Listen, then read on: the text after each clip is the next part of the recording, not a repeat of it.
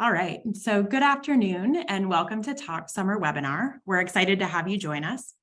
My name is Melissa Maciejewski and I'm part of Tock's account management team. Been with Tock for the past 4 years now, but prior to that, I've had over a decade of experience working front of house and managing reservations in both casual and Michelin-starred restaurants. For those of us joining that aren't familiar with the platform, Tock was built by restaurants for restaurants, offering that perfect blend of technology and hospitality.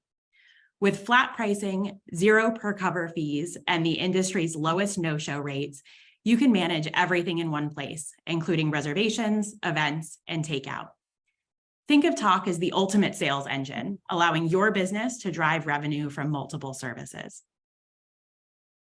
The purpose of today's webinar is to share some best practices when prepping for summer and patio season. Tock gives you the tools to sell your patio reservations alongside your everyday offerings, while enticing guests to enhance their experience with wine pairings, menu supplements, and even merchandise. Today's panelists are all experts at maximizing their outdoor spaces, so we're excited to share their insights. You'll learn where to find inspiration for successful summer experiences, how to prepare you and your staff for patio season, and how to promote and market your unique outdoor reservations. But before we get started with introductions, I do want to call attention to the Q&A feature at the bottom of your Zoom screen. Throughout the webinar, feel free to add any questions you have, and we'll be sure to save some time to address them at the end. Now, I am very pleased to introduce you to our 4 panelists today. Alex Wilson is an operations analyst at Slater Hospitality in Atlanta, Georgia. Vicki Hu is the marketing manager at H Tasting Lounge in Vancouver. Mitchell Kerr is the director of restaurants and bars, also from H Tasting Lounge. And then lastly, Allison Anderson is the director of experience at Beckon and Major Tom in Denver, Colorado. All right, so thank you all for joining us. And I wanted to kick us off with what is hopefully a fun question. I really love how all of you have used Tock's customization to sell your summer offerings. So for example, Alex, you describe your reservations as indulging in a coastal European dining experience. Vicki and Mitchell, your secret garden emanates the spellbinding allure of an English garden. And Allison, you've included some fun details at Major Tom. You describe walk-ins as moonwalking in, which immediately sets a very particular vibe. So for all of you, who on your team is writing that copy? And do you have any tips for getting creative juices flowing? Yeah, so Vicki here from H Tasting Lounge. Just to give a quick background on H Tasting Lounge, we're actually located at the Westin Bayshore Hotel in Vancouver. We have 499 guest rooms and 2 restaurants, and H Tasting Lounge has been on Tock for about a couple of years now, 2 years, I believe. And prior to that, we were on Open Table. So just watching that transition to Tock was really incredible, as it did wonders for us. And we are home to Vancouver's first ever dome dining experience, where guests can enjoy dining in translucent domes with wooden frameworks, and there are 5 of them on our outdoor patio. And we had Mitchell had spearheaded bringing these domes to the H Tasting Lounge outdoor patio, which gave us such an amazing conversation to start in the city and to attract both guests and locals of the city. So we are very blessed in that sense. And coming up with copy and verbiage has just been a team effort, 100%, where we get to brainstorm what our themes are going to look like going into each season. So we host our dome dining experience in the winter time from October to about February, and then we change up the experience from February around March to May. And yeah, just working together to come up with the copy is how we sort of transition into each season and keep the activation going. And Mitchell, if I'm missing anything, let me know. Yeah, I'd say we spend a fair bit of time like just pre-planning. So we all start looking about 6 months out, kind of where we're at, what we want to do. and just really get together in a room, throw a kind of brainstorming session and throw a lot at the wall and see what will stick and what we think will work.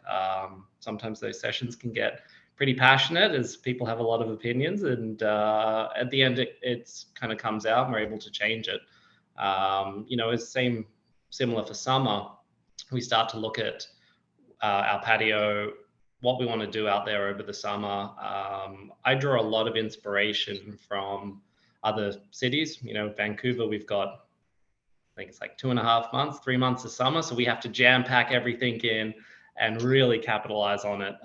So I spend a lot of time on Instagram kind of looking at what's happening in Australia, where I'm from, Sydney, Melbourne, take a look at London, New York, LA, kind of go, who's got cool activations, and I look at what brands are doing.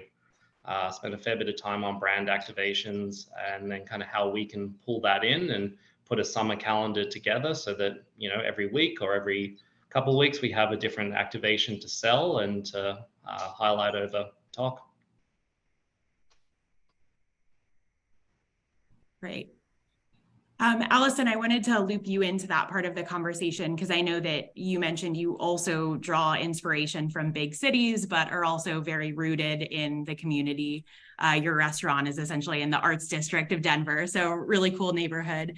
Do you think actively about engaging with the neighborhood or, sort of bringing regular guests into your community? I agree with Mitchell, actually, a lot about looking at what the coast do, specifically Los Angeles. That was a huge inspiration to us when we opened our first restaurant, Call. That was very patio based. Most of the seating was actually outside versus inside, and that is how our businesses continue to be. We have very limited indoor seating and ample patio seating. So those cultures that thrive year round in 70-degree plus weather they really have it nailed, and they have all of their kinks worked out, and they really get how to push and sell warm weather experiences. So I would say for sure, we definitely tap LA. We are, I think also inspired by the artistic nature of the neighborhood here. This is very close to the ballpark. It's close to a lot of bars. It's close to a lot of breweries. It's a street now that is partially blocked off so that people can hang out outside and they can, walk freely around. And it's very easy to imagine if you're walking down Larimer Street, which is where we are in Denver, popping onto our patio and what that should feel like and what you want it to look like and how you want it to present. So yeah, certainly we try to parlay that feeling through the language. So I think one of the ways that you can communicate that feeling to your guests is obviously through marketing and especially social media. Vicki, I'm going to call on you first because I know that you've really worked on using social media to promote your businesses.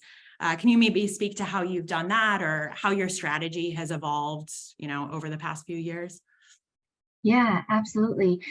When we switched to our new translucent domes in around 2021 and really launched our summer patio during the pandemic, we ironically did very well on social media because, everyone was just looking for outdoor dining spaces, and that is when everyone was also getting onto TikTok, and TikTok was blowing up. And so we noticed by leveraging TikTok and posting videos there, we were able to capture an audience that was constantly on that platform and searching for new, unique outdoor dining experiences.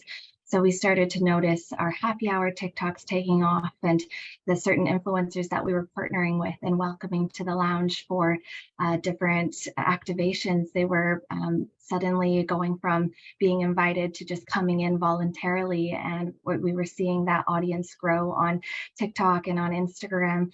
And when we shifted to our new dome dining experience and in the wintertime, we filmed tons of TikToks and reels. And one TikTok in particular went viral and it got 250,000 views. And sent 80,000 website page visits in one day, and really generated tons of attention and buzz. And it was all in one burst, and then it slowly trickled down. But when we kept going with the platform and just kept our presence up, it really put us front and center for a lot of guests.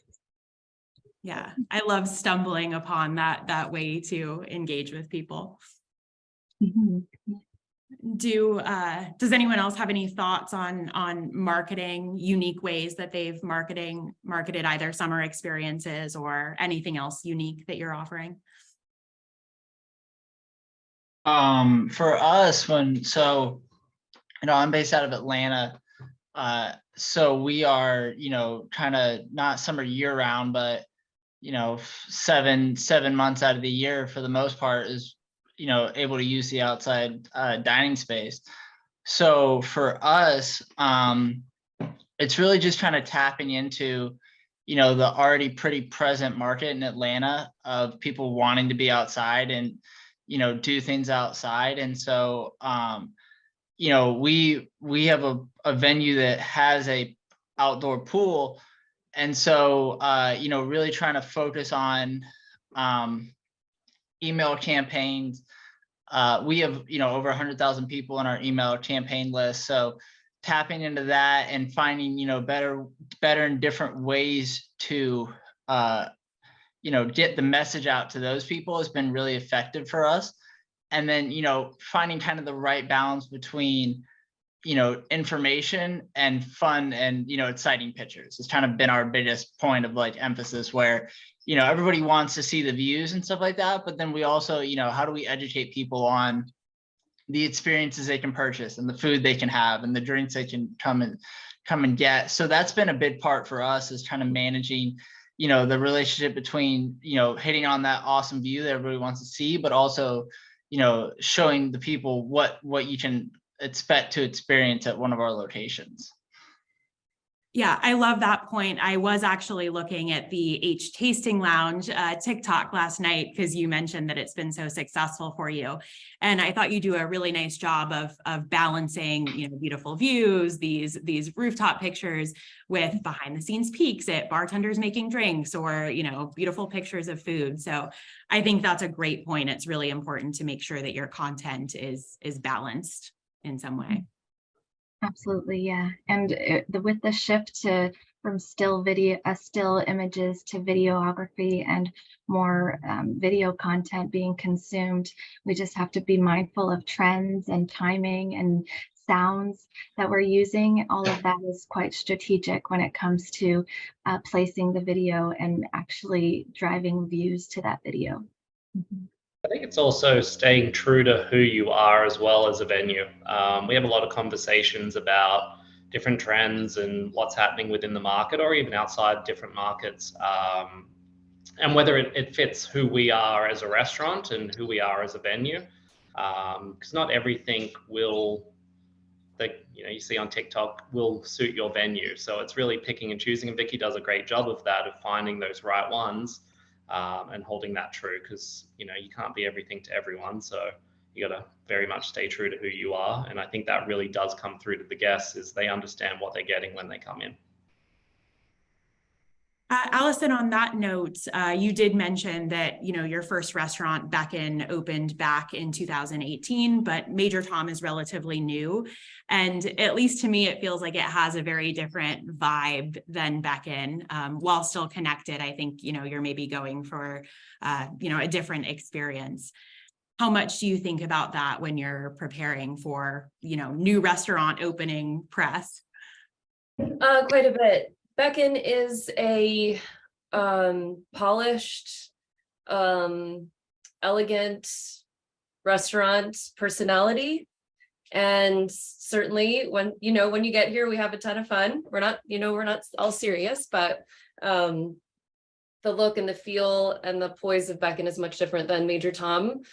It is about, I think, assigning a character to your restaurants and just deciding what that character sounds like, what would, what do they say? What is the brand of that character? Beckonin and Major Tom share a lot of the same, aesthetic touches and the same feel, the same team, the same through line, I think, in food, although it is markedly different between the two restaurants. But yeah, Major Tom is based off of a David Bowie song, and that gave us this kind of glam, vintage, much more playful aspect to the way that we talk about Major Tom and the copy for Major Tom and how Major Tom sounds and what Major Tom looks like. So yeah, I think it's hugely important to have what is your restaurant? What do they, if they were a real life person, what would they look like? And that helps the voice kind of, you can create what that voice says a little bit more easily. And I think it's so important to keep that in mind as you are opening your patio. I'm sure a lot of us have, dined at a restaurant where you have a really great and polished experience inside, but then when you dine on the patio, it feels totally different. So, I think it's nice to think about, what do you want the vibe? What do you want the personality of your business to be, both indoors and outdoors? Correct. I think the biggest benefit of Tock is it helps you realize that you have ultimate control over an aspect of your restaurant that you, more often than not, people are like, we'll just open the patio and see what happens. And some nights you get completely slaughtered, and other nights, there's 5 people out there all night, So I think with Tock, we know we can prepare for it. We're selling it. It can be reserved. We know exactly what it's supposed to feel like. We have a plan for it. And that makes the patio is essentially just an extension of our indoor dining area. And it's not just this deserted island where people are like, can I get another glass of something?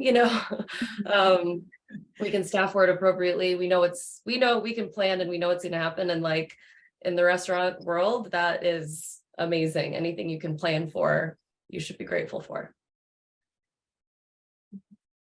I do want to switch gears a little bit and maybe talk about the operation side of things. So Alex, you do manage a few different Tock dashboards, but specifically at restaurant or rooftop LOA, you've separated out restaurant reservations, and then you've got a different dashboard for your pool passes and cabana experiences. Your background is in operations, but I'm sure some of us are thinking that would feel daunting. So do you have any tips on managing different revenue streams, or even just keeping organized? Yeah, it's definitely daunting at times. We have, we've really utilized Tock support features.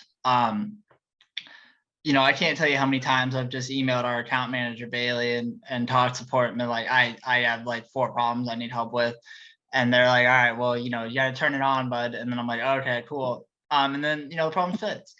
But it can be very, it can be challenging sometimes, especially when it comes to kind of, how to word this. When it comes to what experience is going where, and how we have to manage our staff based off of what is maybe higher in covers. So we have one staff at Rooftop LOA. It's not like we have 2 separate staffs. We try to be very fluid with how we have our employees operate, and so that can be a big challenge at times. Is understanding hey, we may have only 30 covers at the pool, but we're expecting heavy walk-ins on a Friday or a Saturday. And so, we may be prepping for 30 covers, from 11 to 4, but 5 to midnight, we need to be ready to roll. We need to have staff ready, and, we need to think about that piece as well as well, what's the restaurant doing? Is the restaurant a little lighter? Because if you have 2, maybe there was rain forecasted or whatever the case is, if you have 2 light cover, light cover days, you're going to think to yourself, well, maybe we should, go a little lighter on staff in these days and things like that. And then, you should get really hammered in terms of not being prepared for the walk-ins, or, maybe you're a little more heavy on the restaurant and you're thinking to yourself, well, we'll put the staff there, but then we get hammered and walk-in. So it does take a little bit of management and, understanding that you have to be watching both platforms all the time, because if you're just maybe monitoring one and not really thinking about the other, you should get into a very bad position in terms of staffing. So that is one piece that's very important for us in having two dashboards. Another thing that we just, have to manage well is, what goes where. If we have an event that's maybe, kind of going from the pool to the restaurant, or from the restaurant to, we have another space called the Grove, it's just kind of like an outdoor lounging area. Where do these things go? And then how do we, position them in the dashboard to who we want to cater the event to? So, the pool crowd may be a different crowd than the restaurant crowd. And so just managing that piece of like, okay, so we have this event going on. Should we be promoting this via pool or via restaurant? Because we have more people, we have more eyes on the pool, but we have maybe a higher income clientele at the restaurant. So managing that piece as well, of like, these events that we're doing, where do they go? So it's kind of just twice as much to manage, but it's, for us, it was the right setup to be able to kind of have these two separate areas for the customer to be able to understand what the rooftop and what the experience would be like. Yeah, and I think the common theme here is that you should just be really thoughtful about what your experience is, who it's designed for, and then marketing it appropriately. I think all of you have spoken about really understanding, kind of what type of experience you want to deliver, and then building it in Tock and marketing it to the world. I do also want to circle back just to the topic of staffing, because it's been such a hot button issue in the hospitality industry really since the pandemic. So how have you all dealt with hiring? Are you doing anything different to prepare for patio season? Do you have any tips for businesses that are struggling with managing staffing? Yeah, so we have 2 rooftops, and we employ, well over 200 people in the peak season. So for us, it's a big deal, but, we have these kind of, we have a peak in this time of the year, ramping up to it. And then we have a pretty steep valley in the, in the 4 months that winter really hits for us, which is, November to February, and then March, it starts to warm back up here. But for us, we've been utilizing hiring events. So just kind of like come in anytime, RSVP, and we'll give you an interview, and we hire people on the spot there. And, it's more about just getting bodies in the door and trying to see, who's good and who's not. We utilize a lot of the, all the major boards, LinkedIn, Indeed, all those, just trying to be as accommodating to the employee and the potential employee as possible. And, there's a certain, limit to what you're willing to do for an interview, but you should also be accommodating and respectful of their time as well. So trying to display that and, just get people in the door, and really, for us, it's all about numbers, to be honest with you. So we've utilized hiring events and social media posts, and different kind of around the city event boards as well has been super effective for us. Now, Mitchell, your concepts are associated with the Westin hotels. Does that change the way that you hire, make it easier, harder? Yeah, it's for us, for like H Tasting Lounge, we were fortunate that we've been able to build the business in both winter and summer, that we were able to get a team to a level where we don't see those big dips anymore. So we've pretty much got a core team year round, and we don't really need to add in for summer. On the flip side, we've got another restaurant on site that has huge fluctuations in staffing needs, where we almost have to double in summer. And, we've definitely done hiring fairs, a lot of word of mouth, bonus referrals, hiring boards, pretty much similar things that Alex has said to get people in. and, ensure that we're ready to go for the summer. Because, we open up the pool out there and then we're staffing that. And, it becomes all about really planning and trying to get in early, not leaving it till like the month before, especially now we start looking at hiring for summer in January, February. We go out to schools, hospitality schools, universities.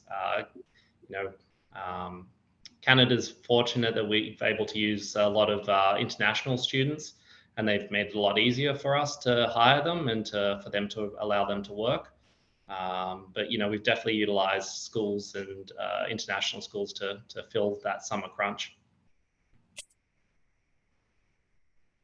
Excellent. So one other sort of logistics question here. I think everyone gets really excited for summer, but obviously things like patio furniture, weatherproof serviceware, those all things cost money and can be expensive. So how have you worked that into your budget? Is it something you think about year round or just when preparing for summer? Anyone can jump in here. We definitely think about it year round. We look at CapEx and the purchasing a year ahead and kind of what we know we need and where we're going from that. And then as we come up to summer, we start to plan. So even now I'm looking at cushions, I'm looking at lighting, I'm looking at, what did I need to replace from last year? What hasn't survived? And kind of, building that budget out from there and kind of, chipping away at it over the months so that it's not one massive hit in the month beforehand and we're left scrambling. Same with glassware and cutlery, just ensuring that as we go ahead. But it's something we talk about all year round, we plan out. And then also what we want that look and feel. Can we work with a brand? Can we work with a different supplier to create a feel out there? And can they chip in on that to help with the costs? So that's definitely conversations that we have and look at as we gear up for summer. Great. Anything else to add on that topic? I actually I hear our florist talking around the corner. I would say we have a little bit of a benefit to not having any kind of like entity over us saying like, it has to look crisp, it has to be perfect, you have to refresh, you have to do this. We do, but we have really like for old patio chairs that I look at sometimes and I'm like, we should probably replace those. But then, what really matters is, for us at least, where, people are actually not coming in because they're expecting this world-class hotel experience or this like fantastical, amazing route, like sky view with a pool, like that's plush. And like, there's a lot to live up to there. Here in the middle of, one of like the rowdiest neighborhoods in Denver, we are really, I think more aware every day that as long as you provide a really wonderful place for people to have something great happen to them, they are so excited and they're happy. Our florist is my most important asset for our outdoor experience so that we can keep everything feeling and looking lush in this like concrete jungle that we're a part of down here. So we create this oasis, this like green, perennial garden. Things just feel and look beautiful and refreshed in that way. I think the investment into, that kind of modern landscaping, patio landscaping, flower boxes, all of that, like that is where I think you make a huge impression. If you don't have a big budget, to spend, or if you're not really smart and metering it out throughout the year, because clearly that is the way to do it. But, sometimes these things sneak up on you and you're like, holy moly, it is 2023. Okay, here we go.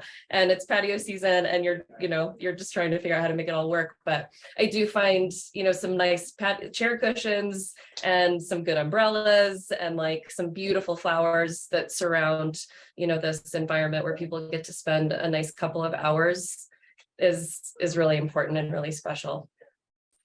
Yeah, we've added in more plants, similar to that, added in more plants, more greenery to enhance that experience, because you are right that, it is something that you can do to help change that whole atmosphere and feel, and you can kind of swap it up.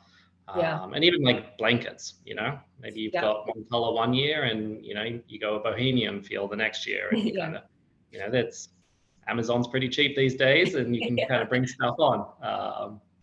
So yeah, I definitely agree with you on that one. Yeah. All right, so before we jump into audience Q&A, I do feel like I'd be doing everyone a disservice if I didn't ask this last question. Since we're talking about patios, what do you do service-wise when the weather is bad? Woo. Yeah, that one's fun. I don't know, I think all of us are probably in the same situation. No matter how much indoor space you have, you're still gonna have people like drinks in hand, like all their stuff, they just like pack up and get inside as quickly as possible. I find the further away that we get from 2020, when everybody like people were just sitting in the rain, they're like, we don't care, we're happy, like bring us another glass of wine. That's changed a little bit, so we have this structure that we built very illegally over our patio at Beacon, that is fully covers the whole entire seating area, because at Beacon, when you're expecting something enormous and incredible to happen to you and you get rained on, like that does not go well for us. So after the first year that we were really seriously seating outside, we covered the whole thing. We have it like, you should see it. It looks terrible. On the inside, it's beautiful. On the inside, there's flowers everywhere and it's great. But we covered it. I mean, we had to, because there were too many opportunities for a guest to be disappointed, for a meal to get ruined, and people are understanding about it, but it's like that mad rush to get inside with an expensive glass of wine and somebody's wearing their nicest dress, like that never feels good. So at Major Tom, we have umbrellas out, and I think it's kind of like, it's a rain or shine situation. So you try to make the best of it. You invest in really good big umbrellas, and you hope, like, you keep your fingers crossed. We don't have like monsoons here through Denver that often. I'm sure it's much different for Atlanta and Vancouver. Denver, it just does it real quick, and then like the sun comes out and it's great, if it does rain at all, honestly. But it's always something you have to keep in the back of your mind. What's your escape plan for your guests if it starts pouring rain? Yeah, we're in the same boat as Allison. So we kind of in the same fashion, we, opened, and we had all this open patio space and no coverage, and bought tents and, umbrellas and whatnot, and they just weren't really doing the job. And so it was like, all right, we need to be very serious about what we're going to do to make this an all weather space. And so we made a pretty large financial investment in what's called a pergola.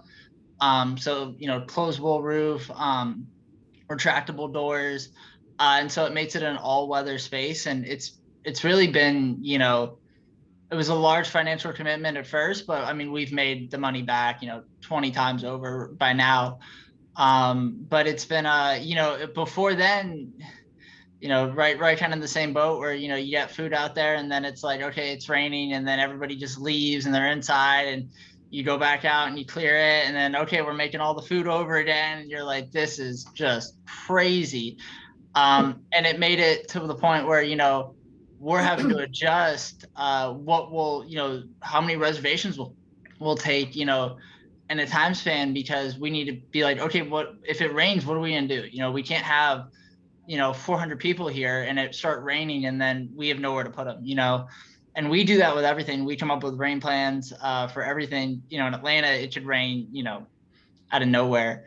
So we do that for events that we host all throughout our rooftops. We always have to have a rain plan. We do that for,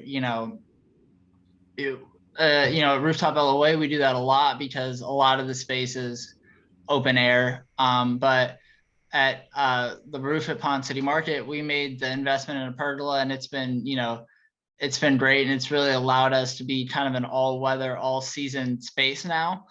It has heaters, so we can even see people in the winter, which has been great. But yeah, I think the real point of like emphasis is, how serious are you about your patio space? Is this a large part of like your business and you have a lot of space and tables and like, hey, if we could just get, consistent seating out here, we could, increase our revenue by 1.5 or whatever, then you need to be, really thinking about, hey, is this something we should financially, do?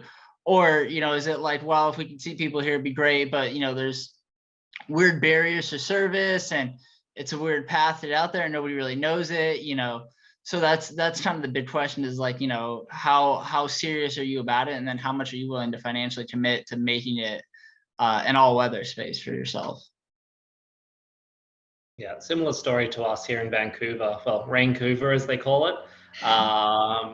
Like there's been times when I've opened the patio 3 times in a day, opened it, closed it, opened it, closed it, opened it, closed it, just because the weather has shifted on a dime and, we're left scrambling. And just to we have, clarify, when you say open, close, do you mean physically or is that in Tock?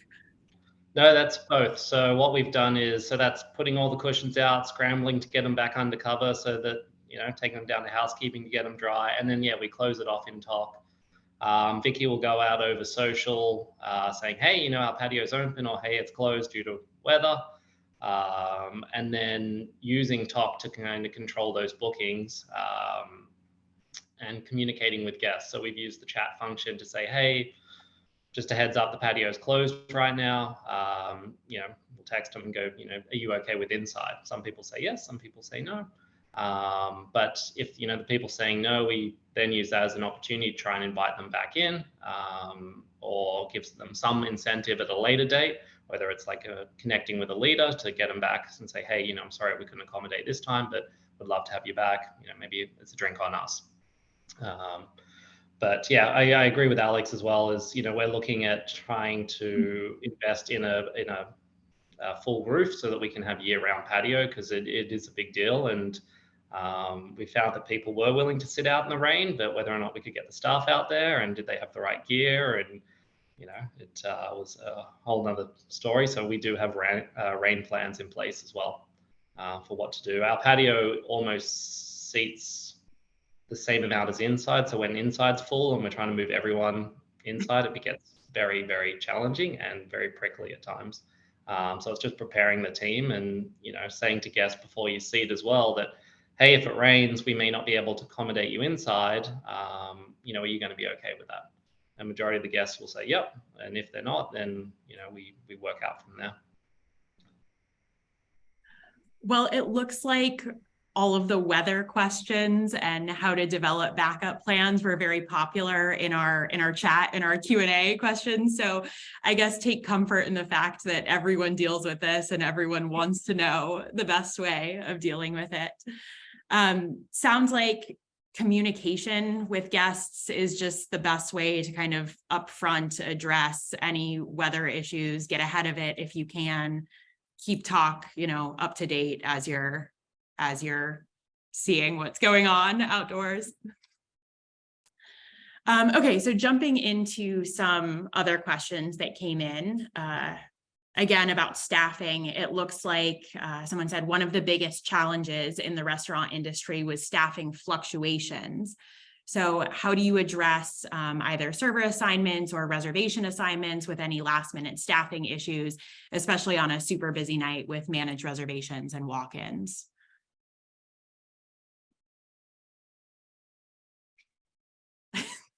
Great question, that one. We always try and look further out. Like, if we're like sick calls are a big issue, I think that the industry is facing right now.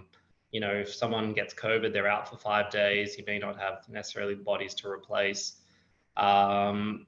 We've tried to adjust over time, do what we can, but we have had to have some tough calls with guests and say, hey, I'm really sorry, we're going to have to limit reservations tonight. And, we've called through to different people and said, hey, if you're not celebrating something special, can we invite you in at another time with a dining credit? Tonight we've had a sick call or something's happened.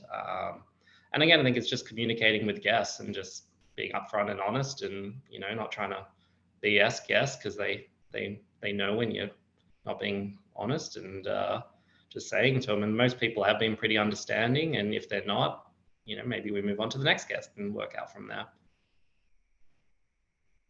Yeah, for us, it's we always have a pretty high potential for walk-ins just with the nature of our business and where we're located, especially for the roof at Pond City Market. Pond City Market, I don't know if anybody's been to Atlanta, but it's a major kind of institutional place here. So there's if there's something going on, or just a random Tuesday, we could have a couple thousand people in the market just ready to come upstairs. So for us, it's more about kind of understanding, what's going on during the day. Is it like we just had here, it was spring break, is it spring break? Do we expect a lot of people to be in the market? Do we expect a lot of people out in the city? And then it's more about just kind of staffing for that potential, and you'll have days where the walk-ins don't come and the resos weren't there, and it's like, okay, got to make cuts, but then we find that it's better to be in a place where we're making cuts of people who want to go home than, kind of left high and dry. But, that also goes back to having the staff to be able to do that, and it's all about, we had for a long time, and still kind of do, we had, at Rooftop LOA, we had some slower sales at the restaurant, and servers weren't able to meet the pay requirements that they were expecting and wanting to make, and so we had to make changes, like how can we get these people paid, and so we're continually adjusting that. But it's important to make sure that when you're talking about hiring and staffing, that you're doing your employees right, and not just like, oh man, sorry, we didn't have anybody come in today and yesterday and the day before that and for the past 3 months, and small check week. You need to be doing them right, and they'll do you right, is what we found. If you're taking care of them, they'll take care of you, and when they can be, they'll be into work when they're scheduled. Yeah, I think anyone who's worked in the restaurant industry understands that unpredictable things happen, but communication with your staff, with your guests, that can go a long way for, smoothing things over, making sure that people feel taken care of. I do have one last question that I want to ask here, sort of on that same topic of taking care of guest communication. Someone asked about eliciting feedback from guests. So specifically, if you're taking a lot of walk-ins, or if you have more casual patio reservations, have you come up with any way to collect like a guest feedback survey, or any sort of feedback from the guests, so that maybe they don't post it on Yelp or Google reviews? I'll say we recently started utilizing Tock's feature that emails the guest and has the polite but somewhat generic, like, how was your experience, please let us know, with a little face, and they can email you and they can leave a remark about their dining experience. We have turned that to work a little bit more in our favor by personalizing it. So I leave my name, my email address, it comes from me. I'm not typing it each time and sending it to everyone. I'm still using the Tock feedback form, but I have just personalized that with my own message. And that, I think, we all are we're in different markets, and like this is Beacon, and Beacon is comes with a lot of expectation, and it's quite a bit different, I think, when somebody has a disappointing moment at Beacon than if they do at Major Tom, or they do at one of the bars on the street. Like the Beacon feedback, all of it's important, but the Beacon feedback is really the one where you don't want somebody to say like, it's not worth it, too expensive, this or that. You want them to say that to you. And because that certainly, it helps us so much more than it does, reading it online. That's never very helpful or exciting for us. So we've just tried to take control of it basically. And I feel better about having people email me directly, even if it kind of ruins my day. I still like to get those emails myself, because I do feel like it gives people a different path than just blowing you up online. Or even if it's, hopefully it's for something good, usually it is. And people just say they had such a nice time and they are so happy they dined. And so we will start utilizing that at Major Tom as well. I just think that, Tock offers you a lot of things that you can personalize and you can utilize to fit your business needs. And not to say that that works for everybody, because we have, no more than maybe 50 people come through our door a night at Beacon, and maybe 70 people at Major Tom. We have a tiny little restaurant. So that to me seems manageable. I don't know about getting feedback from like 400, different people a day. That would maybe be exhausting, but I think it is important to be as open and be as available and promote a sense of community in a place, especially like Beacon, that can feel, potentially elitist or exclusive, or, oh, it's this fancy place and no one really cares what I think, but I didn't like it, so I'm going to just tell Yelp about it or Google reviews about it or whatever. So, yeah, that's my long-winded answer. Sorry.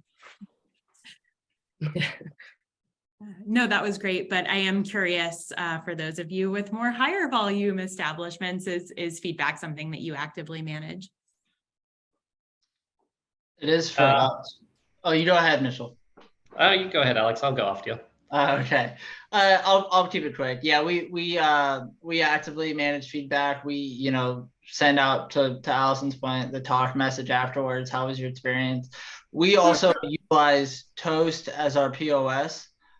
So that has a feature where they can, give you a rating. They can put their phone number in and then send you a review afterwards if they'd like as well, which is, cool for those walk-ins like you were talking about.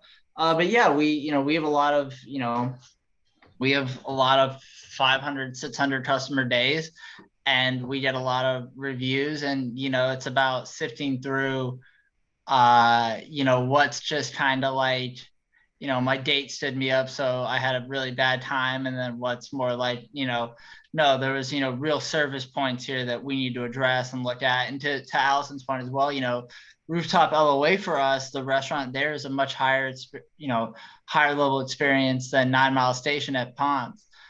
So managing that of like, someone has a bad experience there, that's a big deal for us. We really try to mitigate that, and, let's reach out, let's call them, let's try and get in touch with them, and, hey, can we invite you back, and can we, make it up to you if you have this awful experience? Is there any way we can, get you back here and win you back over? So that's, it's a major part of our what we do and our identity, but, it's just about kind of managing what's real and what's not so real. Yeah, we've used, like, I think it starts with definitely a service culture, trying to get feedback.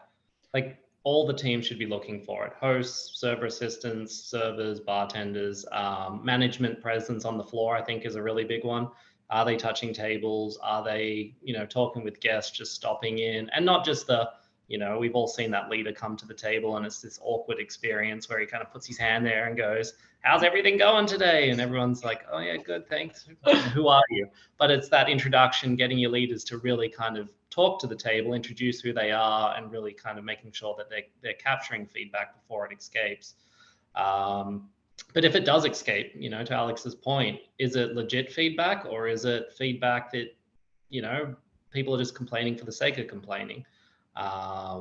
And, using that feedback to train your staff and to capture, to fix for the future. I know we get feedback over social as well, like Instagram, Facebook, and Vicky's great at responding to that and sending that through before it does become a bigger issue. But just being really aware of where the feedback could come from and hopefully capturing it before it does land. We're not a big one for responding to a lot of negative reviews. found historically when we have responded, they've generally generated more because people are like, oh, well, they're, clearly looking at it that way. So, but every now and then we definitely will. And it's more often not just saying, hey, I'm sorry, the experience wasn't great. Can you please reach out to Mitchell or Andre's my lounge manager, and, we'll discuss it further. So.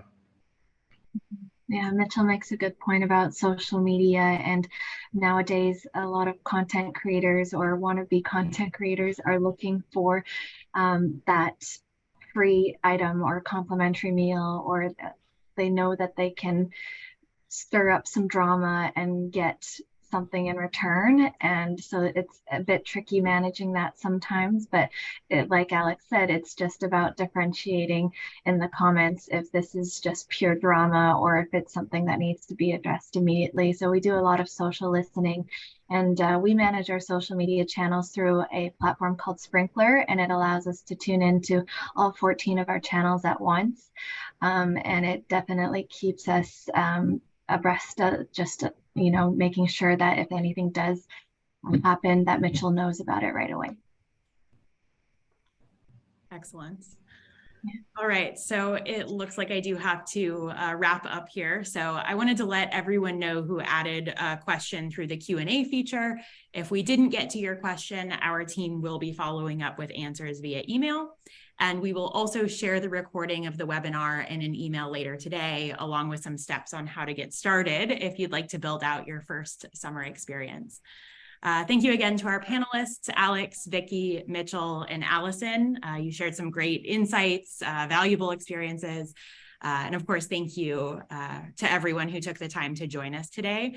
We hope that you're inspired and that you leave today's discussion with some great takeaways to enhance your business this summer. If you are not on Tock's platform and you would like to learn more about pricing and offerings, please head to exploretock.com/join.